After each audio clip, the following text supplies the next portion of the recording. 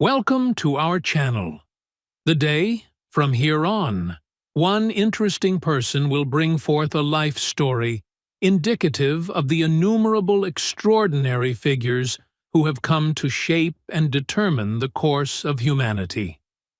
We find his much more heroic and more controversial story, that of a man who became the worldwide symbol for revolt, courage, and revolution, standing before us, Che Guevara.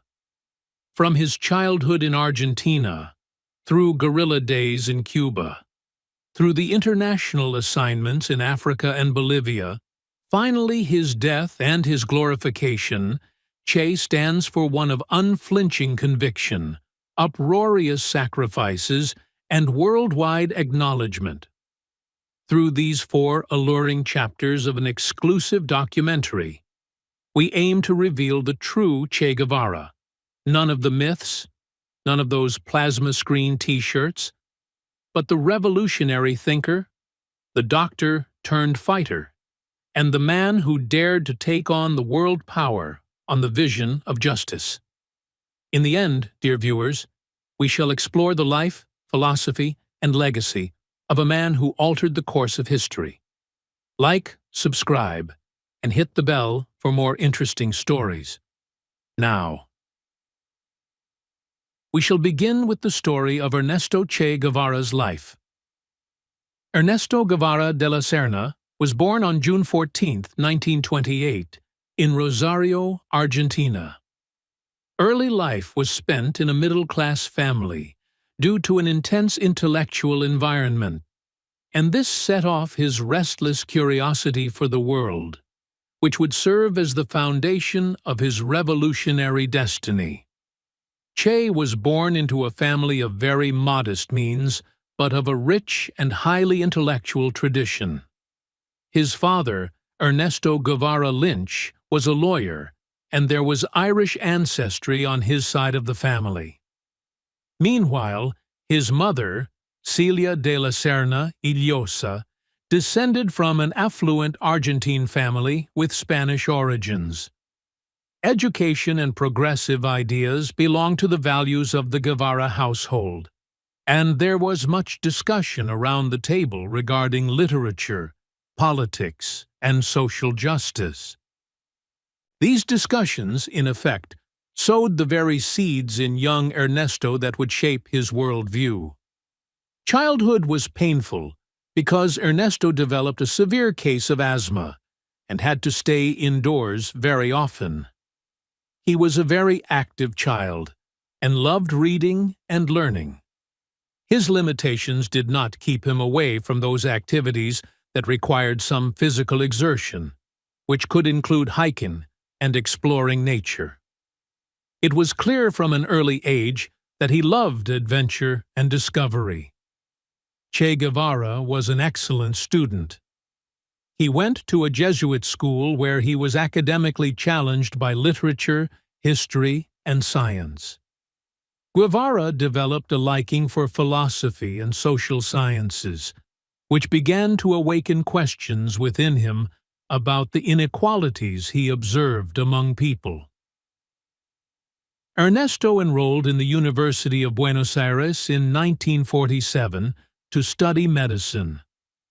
He was a conscientious student who worked very hard because he wanted to help people.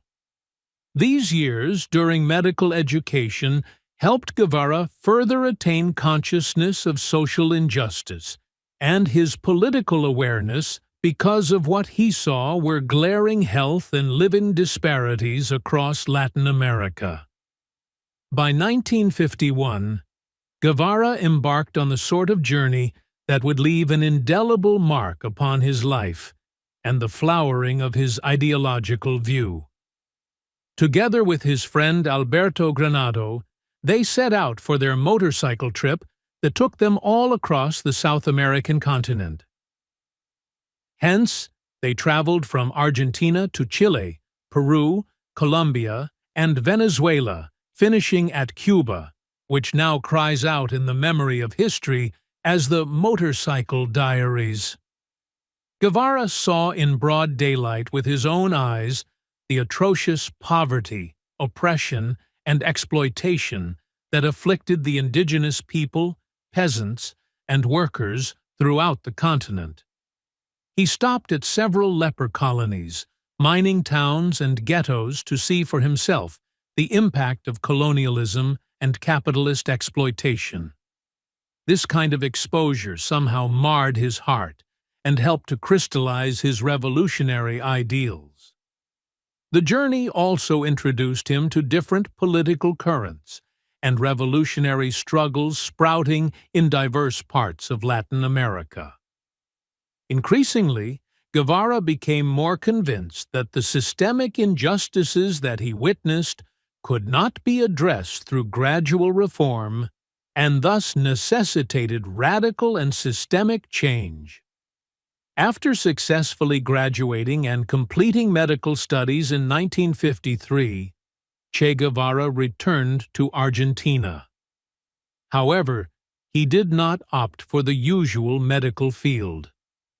Events in his travels had stirred a deep desire in him to actively participate in the political struggles of the region. He briefly went to Guatemala, with its social revolution underway under President Jacobo Arbenz. Guevara worked in poor neighborhoods and witnessed the U.S.-backed coup deposing Arbenz in 1954.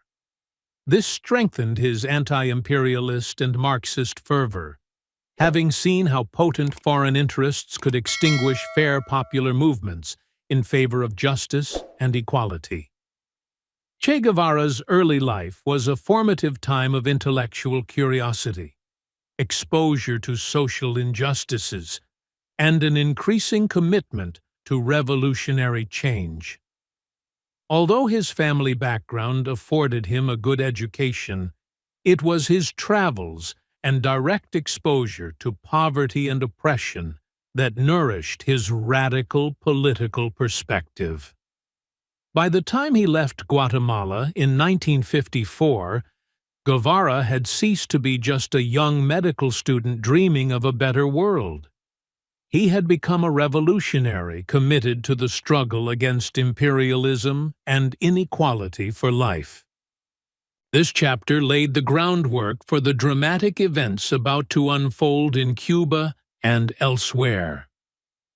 Midway through the 1950s, Ernesto Che Guevara was transitioning from being the curious and idealistic medical student into a revolutionary fully determined on bringing a radical change into Latin America. The travel across the continent and witnessing social injustice had hammered home Guevara's commitment to armed struggle against governments considered to be oppressive. The pivotal moment came into Guevara's life in Mexico City in 1955, where he met Fidel Castro and joined the attempt to forge a new Cuba, which would also reverberate throughout the world. Fidel Castro, a young Cuban lawyer and revolutionary, had been planning an overthrow of Fulgencio Batista's dictatorship, Batista having come to power through a military coup in 1952. A handful of exiles and sympathizers had assembled around Castro, committed to Cuban liberation. Guevara met Castro through a mutual acquaintance and was instantly drawn to his charisma, determination, and vision. Castro was certainly attracted by Guevara's medical knowledge and by his strong ideological commitment, even though Guevara did not have much military experience. Guevara was invited to join in the expedition to Cuba, an armed invasion in the hopes of setting off a popular revolt. The call to arms came to Guevara gladly. To him, the front in Cuba became something he believed very much in: theater for his other anti-imperialist, anti-capitalist struggle in Latin America. Finally, in November 1956, sitting low in the water, the Granma, formerly an American yacht, strayed away from the Mexican coast with Guevara. Castro and a handful of revolutionaries bound for Cuba to start a guerrilla war against the Batista forces. The landing was horrible. All members of the expedition were ambushed or scattered on the landing by the Cuban army. In the first few days, many were killed or captured, and the revolution seemed almost crushed. From this defeat, Guevara and Castro, with just a handful of survivors, retreated to the Sierra Maestra Mountains and started a harsh guerrilla war that relied on small unit fighting, ambushes, and support from the peasantry in the area. With his unrelenting conduct, Guevara soon proved himself to be a true and respected leader, bringing discipline and fearlessness to the struggle, which earned the admiration of his fellow fighters. In the Sierra Maestra, and in quite difficult conditions, Guevara found his talents stretched beyond warfare. As a medical professional with some training, he attended to the sick and wounded combatants and local villagers, thus gaining their trust and support. He would execute his brilliant organizational skills in planning operations and recruitment training, and in supply management. Guevara stood as the embodiment of discipline and purpose in the dispersed rebel formations by sheer ideological clarity and relentless revolutionary fervor. He was for very strict codes of conduct for all fighters, along with respect for civilians and the primacy of political education over military action. His now famous phrase, "Hasta la victoria siempre," until victory, always, became an inspirational cry for revolutionaries. The guerrillas had understood that winning on the battlefield was only half the work necessary to restore the Cuban people to power. Guevara's and Castro's troops worked closely with peasants to provide medical treatment, food, and protection. They promised land reform and justice from tyranny. The rebels made known through propaganda and outreach activities their vision of the newborn Cuba, free from corruption and exploitation.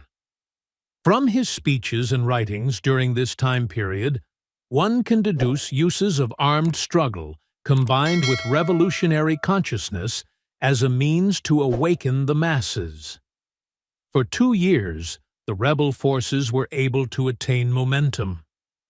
In addition, then, the Batista regime was garnering isolation as well as corruption.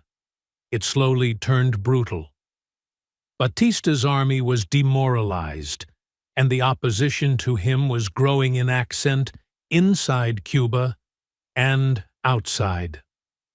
By late 1958, the defining moment came after some decisive engagements, not the least being the Battle of Santa Clara, personally led by Guevara. With the capture of the city of Santa Clara, Guevara's forces disrupted a vital line of communication for Batista. Hard-pressed, Batista boarded for escape on January 1, 1959. The revolutionary forces entered Havana with glory and splendor, marking the demise of dictatorship and the opening chapter of astounding political changes. The emergence of Guevara in government occurred soon after that. He was endowed with big responsibilities by the triumphant revolution. Castro laid in his hands the Cuban economic reform, agrarian reform, and foreign relations assignments. Guevara remained a force for radical ideas concerning the development of socialism and economic planning. He believed in the development of a new kind of human being, the new socialist man, motivated by moral incentives rather than material rewards. His orations stressed self-sacrifice, solidarity, and anti-capitalism. Despite the exhilaration that followed their victory, Guevara and the revolutionary government had their share of troubles. With the dawn of a socialist regime of their model right next door, the S. government had imposed embargoes, even supporting the counter-revolution. In his vision and justification of revolutionary justice, Guevara walks the path alone. He supervised trials and executions of those suspected to be enemies of the revolution, as he felt it was the best way of defending a newborn socialist state. Critics have since then disputed the morality and, indeed, the need for that defense. The Cuban Revolution was the benchmark moment in Che Guevara's life. It made him change from a restless traveler and dreamer to a tangible revolutionary leader. Armed struggle, incorruptible ideological clarity, and ultimate personal sacrifice are what put his name on the lips of millions around the globe. By the end of 1959, he was both the people's hero and a budding international symbol of resistance against oppression. With the experiences accrued during the revolution, the posture was created for attempting in the later years to export revolution and secure an enduring position in the annals of global social justice movements. There was never much time between Che's life as a guerrilla and that of a statesman, for there was a change in him almost immediately after the triumph of the Cuban Revolution. Unlike others who would settle into positions of power, Che could never remain still.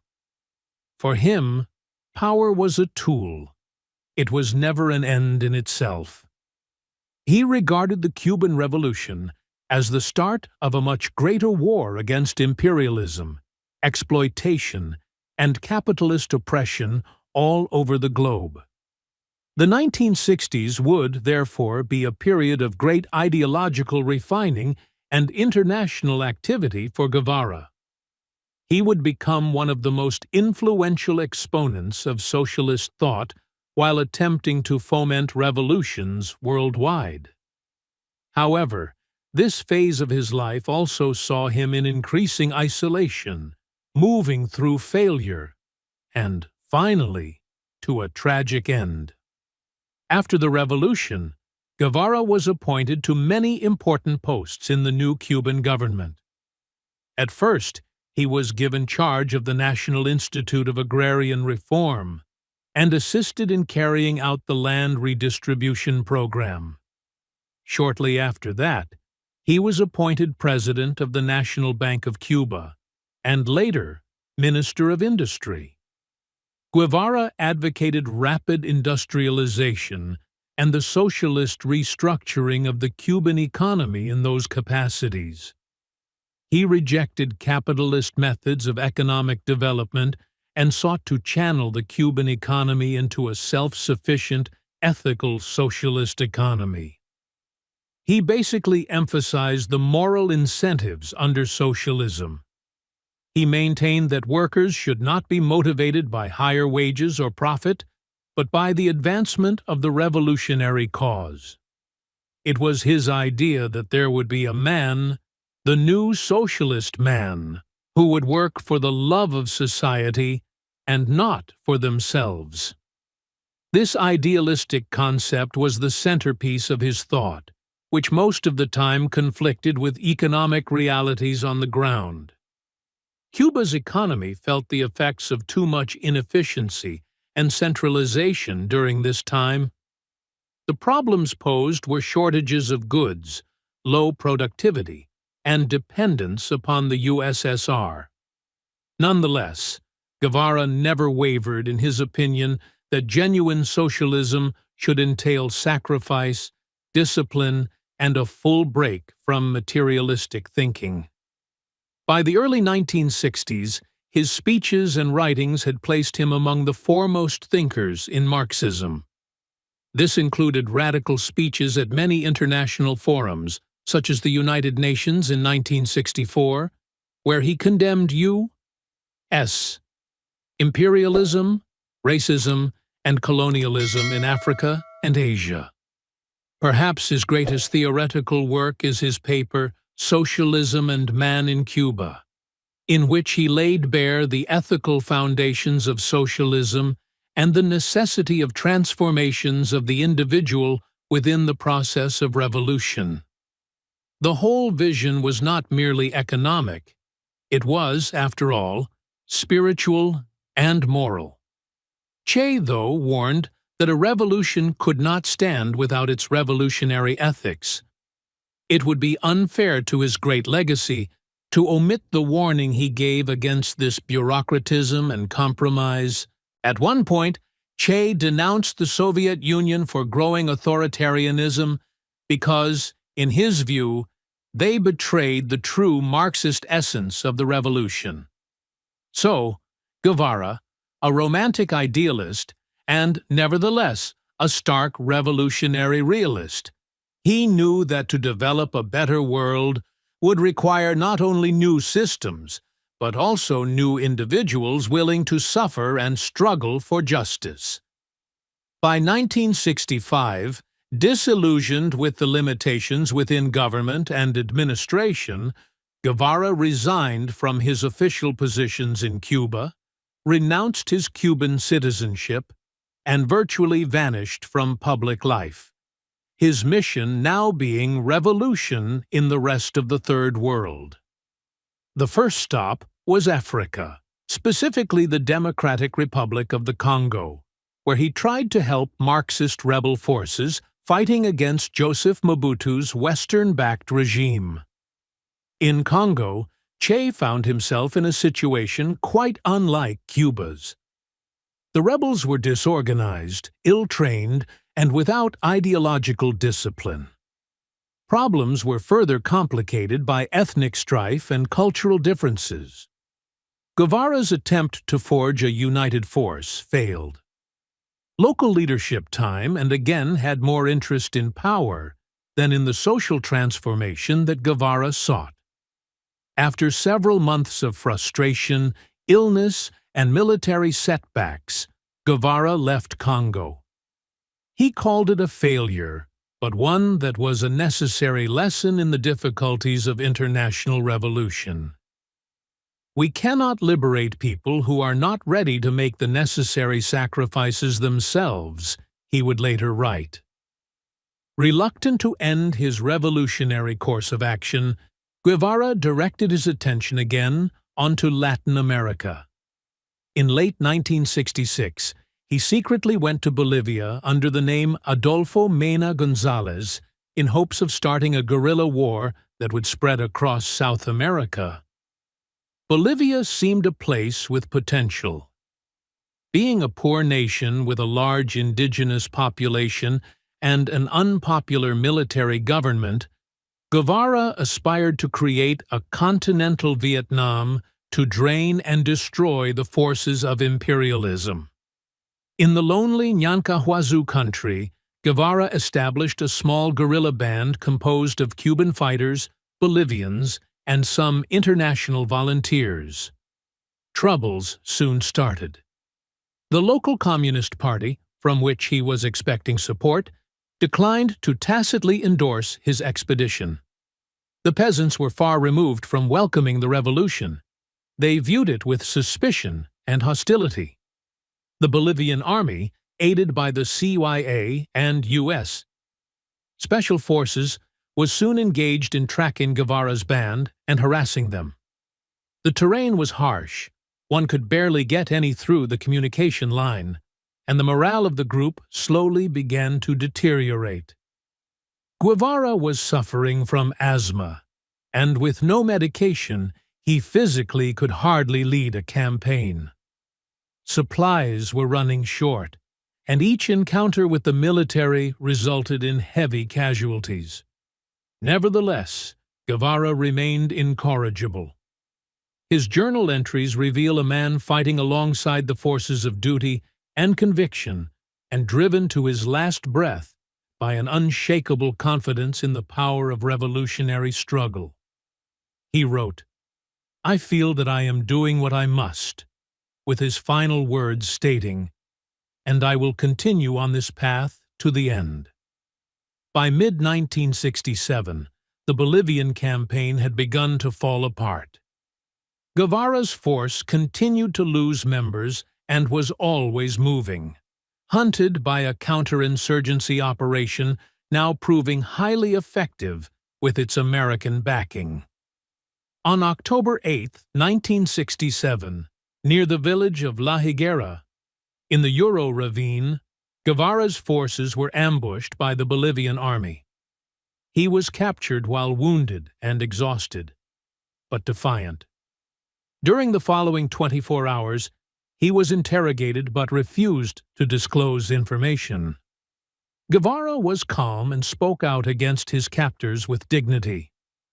His last words were said to express his dedication to the struggle for which he lived. "I know you are here to kill me. Shoot, coward. You are only going to kill a man." At 6 in the evening on October 9, 1967, under pressure from the Bolivian High Command, with U.S. advisors present, Che Guevara was shot at by Bolivian Army Sergeant Mario Terán. He got shots in his legs and chest until he died, the semblance of which was to give the impression of a battlefield death. His body was exposed for public viewing. Photographs were taken of the corpse in confirmation of the death, and a clandestine burial was carried out in an unmarked grave.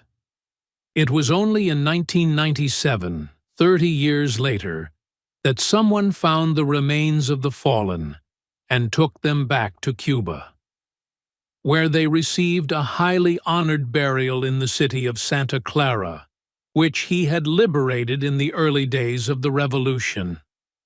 In the short term, the exportation of revolution by Che Guevara seldom bore fruit. The difficulties of waging guerrilla warfare on foreign soil escaped his notice, while he exaggerated the readiness of oppressed populations to arise in armed rebellion. His idealistic worldview tended to clash with real geopolitical conduct. Victory never established him as a revolutionary icon. It was the courage, sacrifice, and clarity of his conscience that made him one. He died as he had lived, still fighting injustice at the highest price. Between 1960 and 1967, Che Guevara transformed from a statesman in Havana to a revolutionary nomad through the jungles of Africa and South America. He was unwilling to bask in the fruits of one revolution. He believed in one world revolution, solidarity across fronts, and liberation as a global imperative. The intervening years brought with them frustration, defeat, and ultimately death. But these years also bear testimony to the depth of Guevara's convictions and the purity of his brand of revolution. It was this idealism, pictured in the famous Alberto Korda photograph, that made his image a global sign of rebellion, sacrifice, and resistance.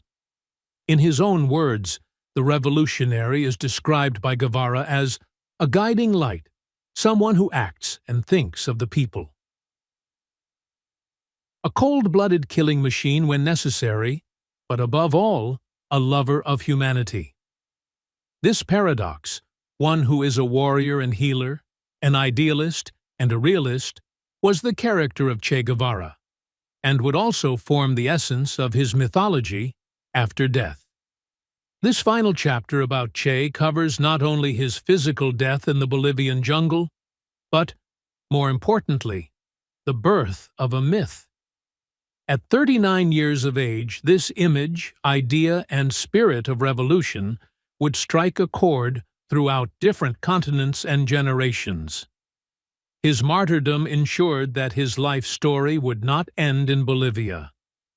Instead, it would be traced from student protests to liberation movements and, eventually, into the realm of consumer culture, becoming one of the most recognizable faces on the planet today. By late 1967, Che Guevara was a hunted man in Bolivia. His guerrilla struggle intended to ignite a continental revolution had fallen apart through a string of tactical failures, logistical errors, and absence of local backing. His fighters had been reduced from over 50 to fewer than 20. They were starving, sick, and pursued by the Bolivian forces trained and supported by the CIA and U.S. military advisors. On October 8, 1967, Guevara's luck finally ran out.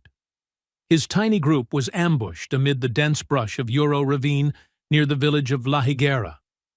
Wounded in both legs, Guevara was captured alive.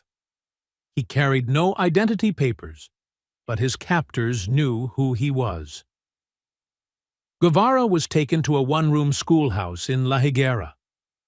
For almost 24 hours, Guevara was interrogated, denied medical treatment, and isolated from his comrades. Even in captivity, Guevara was calm and unrepentant. Witnesses claim he said to his tormentors, "Do not waste your time. I will not talk." The Bolivian government was left facing a dilemma. Keeping Guevara alive might just create a political problem or rallying point. Killing him, however, risked turning him into a martyr. Ultimately, at the urging of senior military officers and with encouragement from the CIA, the decision was made to have him killed.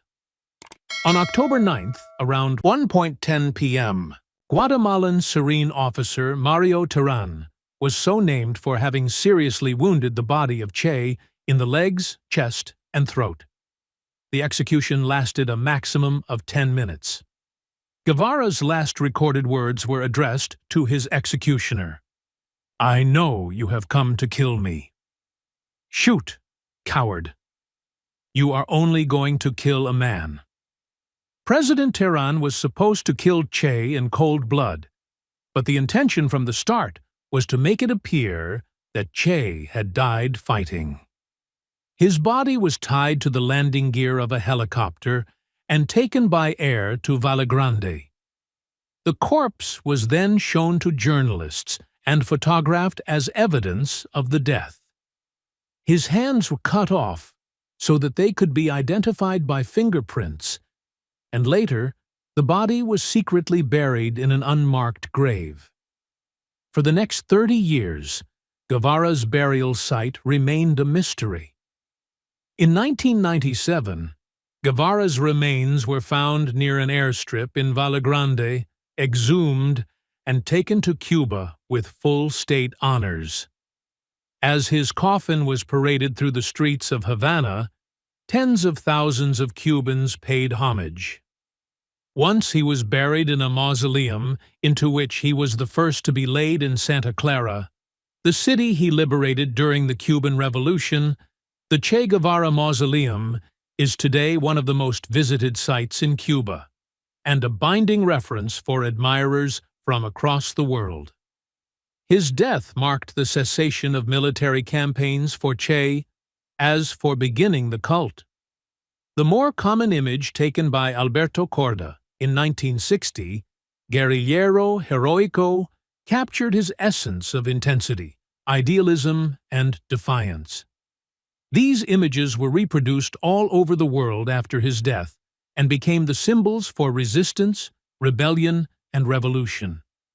Che Guevara would be immortalized in posters, murals, graffiti, T-shirts, and tattoos. His name was being used in anti-colonial struggles stretching from Vietnam, Angola, Palestine, and South Africa. International youth movements in Europe, Latin America, and the United States adopted him as a symbol of anti-imperialism. He represented the courage to resist for the disenfranchised and oppressed. To the revolutionary left, he was the ultimate martyr, a man who forsook his privilege, power, and life for his ideals. Guevara's ideological inheritance is complicated. The long shadow of his writings, above all, guerrilla warfare, reminiscences of the Cuban Revolutionary War, and socialism and man in Cuba, continue to stretch across radical political thought. His implications, inter alia, revolutionary internationalism, solidarity with oppressed peoples, worldwide anti-imperialism, opposing economic exploitation, and military intervention from abroad. Moral, incentives to build social responsibility instead of individual profit. Voluntarism, personal sacrifice and example as an essential method for revolutionary leadership. Of course, the issue of revolutionary tribunals and summary executions following the Cuban Revolution has been criticized.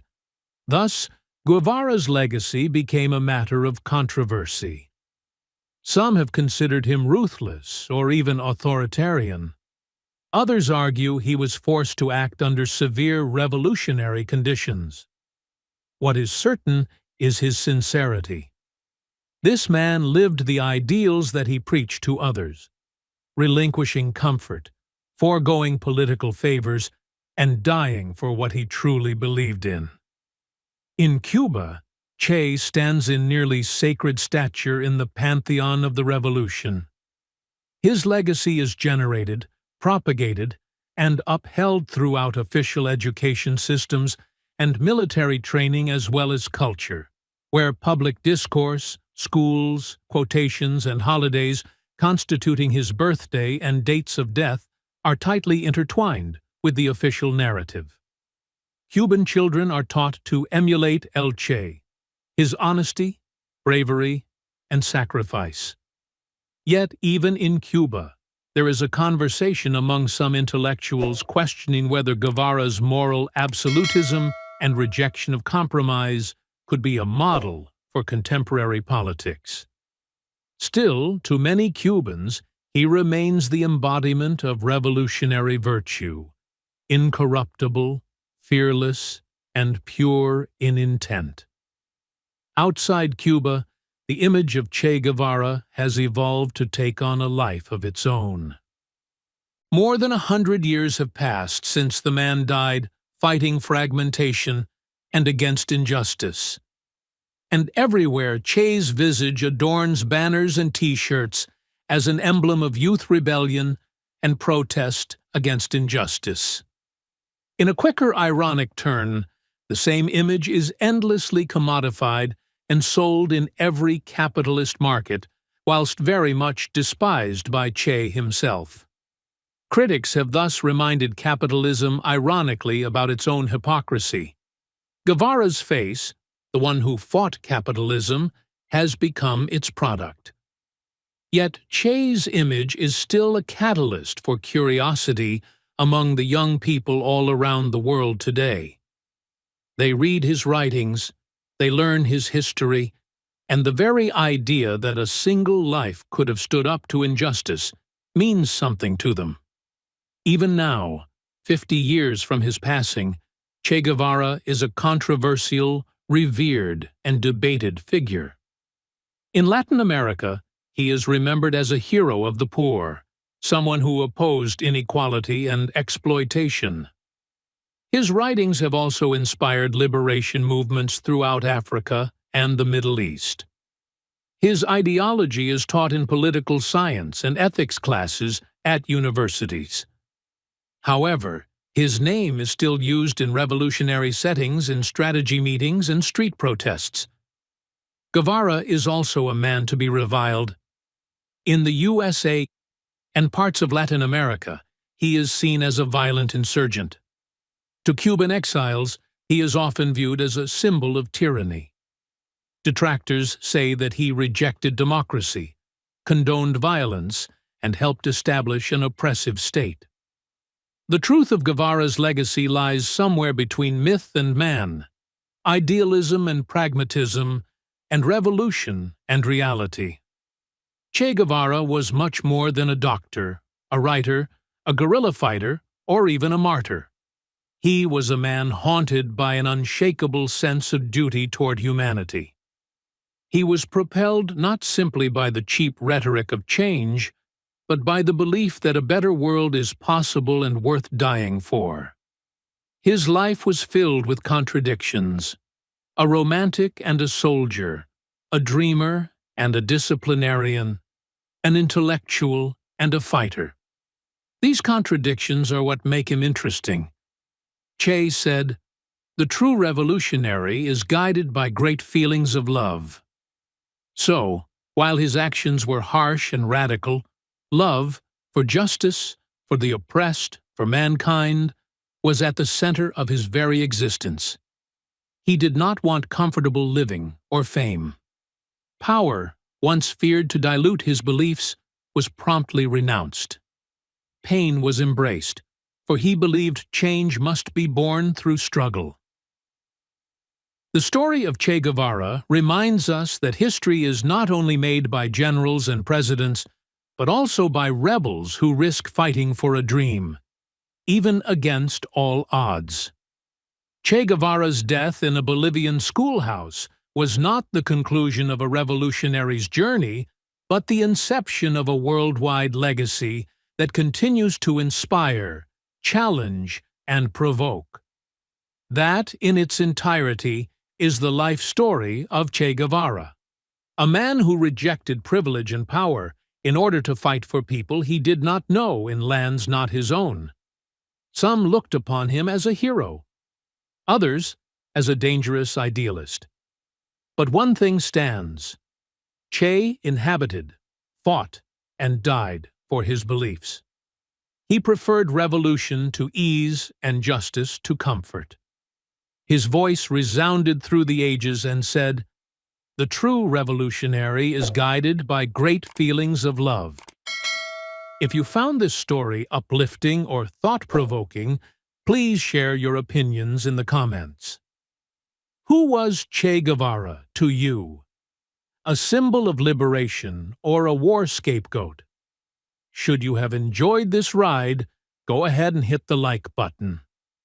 Subscribe to our channel and activate the bell for more captivating insights about the lives of the world's most fascinating people. Till then, stay curious and keep learning.